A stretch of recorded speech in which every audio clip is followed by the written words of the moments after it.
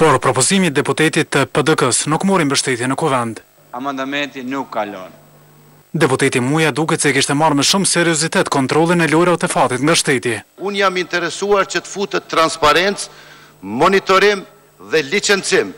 Por mbështetja ishte vogël, madje propozimit të tij nuk morën vota as nga kolegët e partisë. Unë nuk e kam asnjë dyshim që deputeti Muja ka ndonjë interes personal nga kjo që kërkon me çdo kusht. E opozita e bëre me dije Muaj se këto lojra nuk mund të ndalen pavarësisht përpjekjes. Nëse mundesh mi ndalu lojnat online e Facebookun e tjera, qeverisë, ministrive, kuvendit e tjera, këtë nuk mund të bësh të më thonë në për shtëpi private. Muja në propozimet e veta kishte kërkuar edhe zvoglimin e numrit të makinave ku zhvillohet ky biznes. Dhe në leximin e parë kam thonë që këto makina kanë mund na fut një ditë në kuvend. Dhe sipas krejut të kuvendit, kjo ka një logjik. Unë nuk kam dyshim që në këto lojra ka të interesuar edhe brenda kësaj sale e jashtë kësaj sale.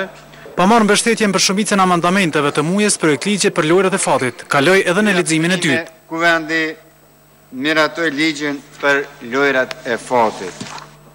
Dhe në fund një falënderim për ata që ndikuan tek votat e deputetëve. Unë dola që t'i përgëzoj pronarët e lojnave të fatit që pas kanë lobuar shumë dhe shumë mirë. Tonë se projekt ligji për bankat dhe institucionet mikrofinanciare është hequr nga rendi ditës në seancën e djeshme të Kuvendit të Kosovës ende nuk dihet a është kthyer në qeveri apo është në kuvend. Grupi parlamentar i PDK-s vazhdon të insistojë se ky ligj është në kuvend dhe nuk do të ndryshohet dhe në javën e ardhshme do të hidhet për votim ashtu si është. Dy partitë opozitare që janë kthyer dje në seancë, LDK-ja dhe AK-ja thonë që janë marrë vesh që ligji do t'i kthejë qeverisë dhe si tillë nuk do të votohet. LDK-ja u mor sot edhe me vizitën e kryeministrit Hashim Thaçi në Shtetet e Bashkuara të Amerikës. Sipas kësaj partie, vizita në Washington është tentuar që të shfrytëzohet nga qeveria dhe PDK-ja për marketing politik. Sipas antarit të kryesisë Arben Gashit, është gabim që edhe në situata të këtilla të rëndësishme për vendin të pretendohet fitimi kapitalit politik. Gjykata e Qarkut në Prishtinë ka hedhur poshtë kërkesën e prokurorit special amerikanit Charles Hardway, që do t'i kthehet masa arrestit shtëpiak Fatmir Limaj, ndërsa 3 akuzuarët janë në rastin Kleçka, Nexhmi Krasniqi, Naser Shala dhe Naser Krasniqi ajo e paraburgimit. Trupi gjykues, i kryesuar nga Jonathan Welford Carroll, në vendimin që ka marrë të premten, ka konstatuar se kërkesa e atij që besohet të jetë pasardhësi i Mauricio Salustros nuk është e arsyeshme dhe se rikthimi këtyre masave nuk është i nevojshëm. Disa familje serbe të veriut Kosovës kanë refuzuar sot që t'i pranojnë mbetjet mortore të 4 trupave, të cilat sipas analizave të ADN-s janë të familjarëve të tyre. Ata trupa që ju dërguan nga Instituti Mjekësisë Ligjore në Prishtinë i varrosën në rudare si persona të pa identifikuar.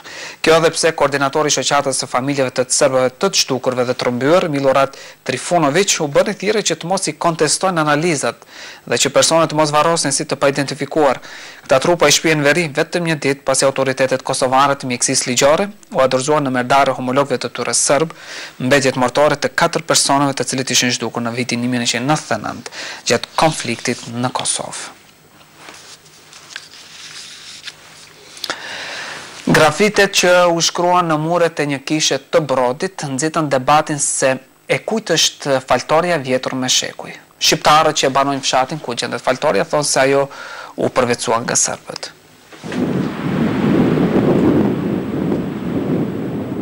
Kryshi u mbulua me një X.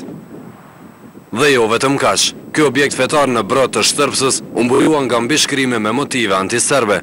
Kjo bëri që të reagoj menjëherë kisha ortodokse serbe. Në një kumtes për medje, Diosheza Rashk Prizren tha se me grafitet në kishën e apostujve të Petrit e Pavlit, u dëshmua se në Kosovë vazhdon të ketë urrëtie etnike ndaj serbëve dhe pa siguri për ta. Por banorët e fshatit Brod thonë se ky objekt nuk është ishi serbe ortodoks. Të simbolit e kanë mujt, kush do më dikush ka kaluat jo i ka nuat, e s'dëmon diçka e, na e dim nëse dëmon ata e dim që kisha jonë është. Edhe do simbolim ju nuaj kush nësa diçka, simbolit ka mujt ju kush do dikush pitrive a dikush. E saj përket pronësis, historin pretendojnë se mirë të mëshmit e kësaj zone. Baba ka dheke për këtë kishën, ka dheke theke, ka ho gruja pi Shqipnijës e ka morë një me meti gjuneve këtu. Ka bide e jonë, gru e ka morë. edhe kishën kanë ardhen, ato arkaboja vetë Shqipnijës, e kanë marru kishën këto. I njëjti akuzoi serbët se objektit fetar ja ndërruan portën e hyrjes, duke bërë atë me karakter ortodoks. Banorët lokal të Brodit thanë se këtë faltore të cilën ata e shuajnë kisha e Gjonit nuk e ruan kërkush. Komandanti i KFOR-it për veriun e Kosovës, kolonel Adolf Konrad, i ka njoftuar edhe zyrtarisht përfaqësuesit e serbëve të veriut për urdhrin e krahut jugor të NATO-s me selin në Napoli, me të cilin kërkoi që KFOR-i të mbyllë të gjitha rrugët alternative në veri të Kosovës. Pas njoftimit zyrtar të shtuquajturit përfaqësues të serbëve ka reaguar duke thënë se nuk do të lejojnë në asnjë mënyrë mbylljen e këtyre rrugëve alternative. Kryetari ilegal i Mitrovicës, Krstimir Pantić, ka thënë se populata serbe në veri është e vendosur që me bllokimin e të gjitha rrugëve dhe me dalje masive nëpër barrikadat pamundsojë edhe lëvizjen e KFOR-it. Përfaqësuesit e strukturave lokale të Zveçanit emëruan sot Komisionin Qendror Komunal për zgjedhjet e Serbisë, sipas një njoftimi të lëshuar pas seancës, u tha se zgjedhjet e 6 maj do të mbahen në pajtim me Kushtetutën dhe ligjet e Serbisë, mirë po nuk precizohet se a do të mbahen edhe zgjedhjet lokale.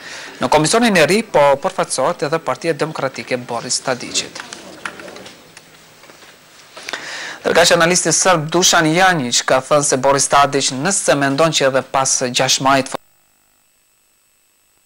si të bëheni princeshë vërtet.